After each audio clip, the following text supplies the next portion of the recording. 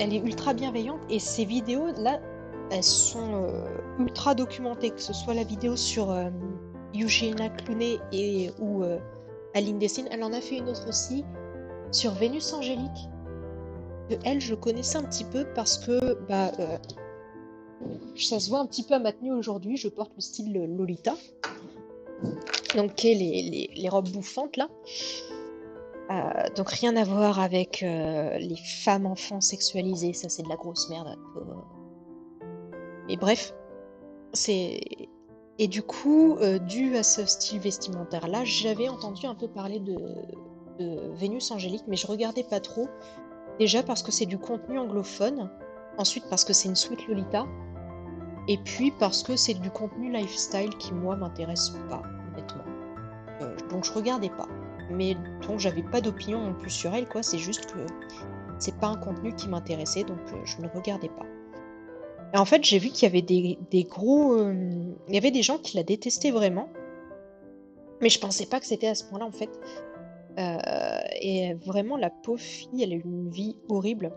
Et c'est tout expliqué dans dans la vidéo d'Aline Dessine, avec des screens et tout. Donc voilà, c'est une youtubeuse qui s'était fait exploiter assez jeune par sa mère. Il s'est dit, ah, ma fille, elle est mignonne.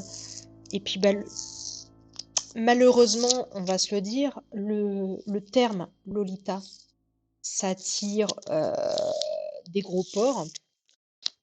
Le terme, donc quand tu as le terme Lolita dans ta vidéo, ça attire des porcs, je pense. Et la mère donc de Vénus Angélique s'était mise à la faire porter des vêtements qui étaient un peu plus sexy, à lui faire prendre des poses qui étaient un peu bizarres, enfin voilà.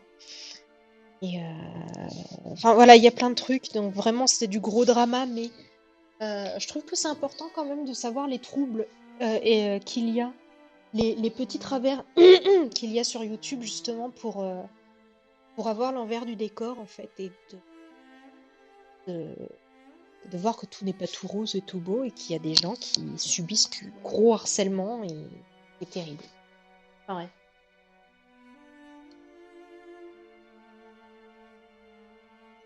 ouais. Merci, c'est gentil. Enfin voilà, du coup, il est minuit 13, ça va. Pas trop tard. Enfin, à mon échelle, c'est pas trop tard, mais je vais quand même. Je sais pas qui est, je ne sais pas qui est. Qui est.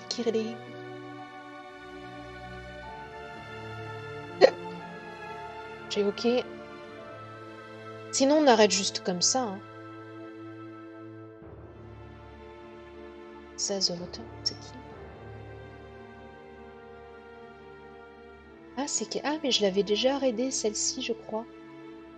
C'est du point de croix. Et elle fait toute une tapisserie Seigneur des Anneaux au point de croix. T'as l'image en haut de ce qu'elle est en train de faire. Et c'est juste une dinguerie.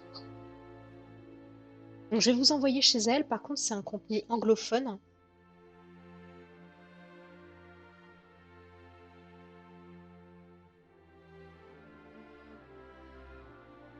J'en ai rien chaud. Hésite à lancer un stream dessin. Bah, écoute, vas-y. Je ne regarderai pas, du coup, je vais dormir. Ah, j'ai vu en plus dans mes alertes, parce que je ne les regarde pas le matin, mais j'ai vu ce matin dans mes alertes que tu avais commencé un live ce matin à 5h20. J'étais en mode, pardon. Ah, voilà, du coup, je vous envoie chez Sasakas. J'espère que je le prononce bien, qui est anglophone, mais qui fait une tapisserie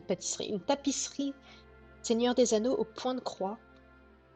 Et on voit le rendu final que ce sera en haut de son écran, et ça va juste être incroyable. Ça a juste l'air d'être grandiose. Je sais pas à quel endroit elle en est là, je vois. Ah si, ça doit être... ça ressemble au milieu. Ok, bref, je vous envoie chez elle, vous allez voir, c'est incroyable. Donc bonne soirée, puis on se retrouve demain pour le stripping couture.